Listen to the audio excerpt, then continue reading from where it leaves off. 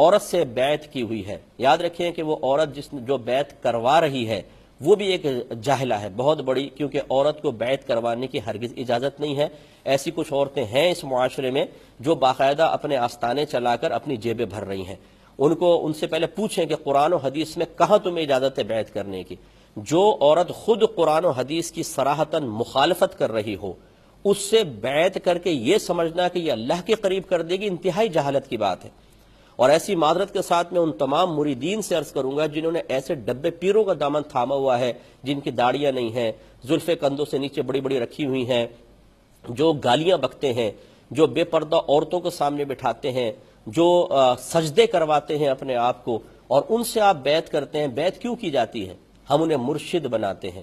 مرشد کہتے ہیں راستہ دکھانے والے کو۔ یہ راستہ دکھائے گا جس کو بیچارے نے خود راستہ نہیں دیکھا، جو خود نفس و شیطان سے راستوں کی تعیین لیتا ہے کہ میں کون سے راستے کے اوپر چلوں، یہ تو تباہ اور برباد کر دے گا۔ تو اس لیے اب یہ مریدین بیچارے ایسے ہوتے ہیں کہ فوراً جلال میں آ جاتے ہیں، یہ نہ قرآن کو مانتے ہیں، پھر نہ حدیث کو مانتے ہیں، پیر کو مانتے ہیں۔ ایسے جعلی اور ڈبے پیروں نے اچھے پیروں کو بدنام کر رکھا ہے۔ ابھی بھی دنیا میں ہزارہا ایسے اچھے آستانے اور ایسے پیر نظام ہیں جو اپنے مریدوں کو گناہوں سے دور کرتے ہیں، گناہوں سے بے رغبت کرتے ہیں، دنیا سے بے رغبتی پیدا کرتے ہیں، نیکیوں کی طرف مائل کرتے ہیں، عبادات پہ استقامت پذیر کروا رہے ہیں، اللہ کے قریب کر رہے ہیں۔ ان کا دامن تھامیں جن کا ظاہر بادشاہ ہے، جو صحیح العقیدہ ہے، جو صاحب علم ہے، اعلانیہ طور پہ کوئی گناہ نہیں کرتے ہیں، ان کے دامن کو تھامیں گے تو منزل ملے گی، ورنہ چمٹے رہیں آپ ان کے ساتھ۔ فقیر بھی یہاں ہیں، آپ بھی یہاں ہیں، 50 سال تک بھی چمٹے رہیں گے، آپ اور 50 سال پیچھے چلے جائیں گے، ایک قدم بھی یہ آپ کو آگے نہیں بڑھنے دیں گے، کیونکہ ان کی نظر آپ کی آخرت پہ نہیں، ابھری ہوئی جیب پر ہے۔ جب تک آپ کی جیب بھری ہوئی ہے یہ آپ کو اپنے قریب جگہ بھی دیں گے اور نکلواتے رہیں گے، اور اگر آپ ان کے بولے میں تو کنگلا ہو گیا ہوں جی، کچھ آپ ہی مجھے عنایت کریں، تو اس دن دیکھ لیجیے گا نگاہیں کیسے پھرتی ہیں۔ یہ ڈبے پیروں کی ایک علامت میں آپ کو بتا رہا ہوں۔ تو اس عورتوں کو تو بالکل اجازت نہیں ہے، تو اس قسم کی عورتوں سے اپنا دامن فوراً چھڑائیں، اور ہرگز کوئی بھی عورت اس قسم کی عورتوں سے جو اعلانیہ طور پہ قرآن و حدیث اور علماء اور فقہا کی مخالفت کر رہی ہوں، ان سے تعلق رکھنا شرعاً بالکل ناجائز اور گناہ ہوتا ہے۔ آپ ان کا سوشل بائیکاٹ کریں، 2 دن کے اندر عقل ٹھکانے آئے گی، یہ گناہ چھوڑ دیں گی۔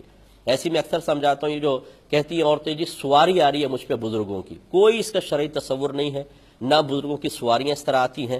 ہمارے اکابرین تا حیات عورتوں سے دور رہا کرتے تھے، نہ یہ کہ وہ اب بعد میں عورتوں کے پاس آنا شروع کر دیں اور ان کو غیبی باتیں بتانا شروع کر دیں۔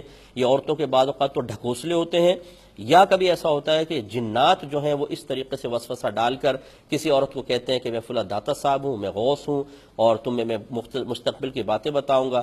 سامنے والا جاہل اعظم ہوتا ہے، نہ کبھی نفس سے لڑا، نہ کبھی شیطان کی معرفت حاصل کی، نہ ان کی چال بازیاں سمجھ میں آتی ہیں، قلب پہ آنے والی وارداتوں اور دعوتوں کی کوئی شناخت نہیں ہوتی ہے، اللہ تعالیٰ کی طرف سے ہے، نفس کی طرف سے ہے، شیطان کی طرف سے ہے، طبیعت کا تقاضا ہے، ان میں باہم فرق کرنے کی تمیز نہیں ہوتی ہے، اور یہ نہ غیبتیں، چغلیاں اور شوہر کی نافرمانی، بچوں کی تربیت پہ توجہ نہیں، نمازیں نہیں۔ ان کو خود سوچنا چاہیے آپ کس عجب و خود پسندی میں مبتلا ہیں کہ آپ جیسی خاتون پر کے پاس داتا صاحب تشریف لائیں گے، بزرگ آئیں گے، کس وجہ سے آئیں گے؟ آپ میں سے کون سے اوصاف ہیں کہ وہ آ کے آپ کو بتانے لگ جائے؟ کون سا آپ رابعہ بصریہ بن گئے 15ویں صدی ہجری کی؟ تو خلاصہ کلام یہ ہے کہ یہ بہت ہی زیادہ شیطانیت ہے جو ہمارے معاشرے میں رائج ہے، اور ہمارے خواتین نے اکثر اس طرح کے آستانوں کو آباد کیا ہوا ہے۔ تو یاد رکھیں ایسی عورتیں بروز قیامت انتہائی قابل گرفت ہوں گی۔ تعاونوا علی البر والتقوی ولا تعاونوا علی الاثم والعدوان۔ اللہ تعالیٰ فرماتا ہے نیکی اور بھلائی کے کاموں میں ایک دوسرے کے ساتھ تعاون کرو، لیکن ظلم اور زیادتی کے کام میں تعاون نہ کرو۔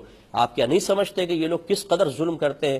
لوگوں کی جیبیں خالی کراتے ہیں، ان کی زمینیں لے لیتے ہیں، ان کو بچوں سے ماں باپ سے جدا کر دیتے ہیں، نفرتیں ڈال دیتے ہیں، اور آپ ان کے ساتھ ان کے آستانوں میں بیٹھ بیٹھ کے ان کو توانائی فراہم کر رہے ہیں۔ یہ بالکل غلط طریقہ ہے۔ اچھے لوگوں کی طرف آئیے، پاکیزہ لوگوں کی طرف آئیے، جو اللہ کی طرف بلانے والے ہوں، دنیا سے بے رغبت ہوں، اور آپ کے پیسے سے نہیں آپ کی آخرت سے محبت کرنے والے ہوں، وہ آپ کو جنت کی طرف انشاءاللہ لے کر جائیں گے۔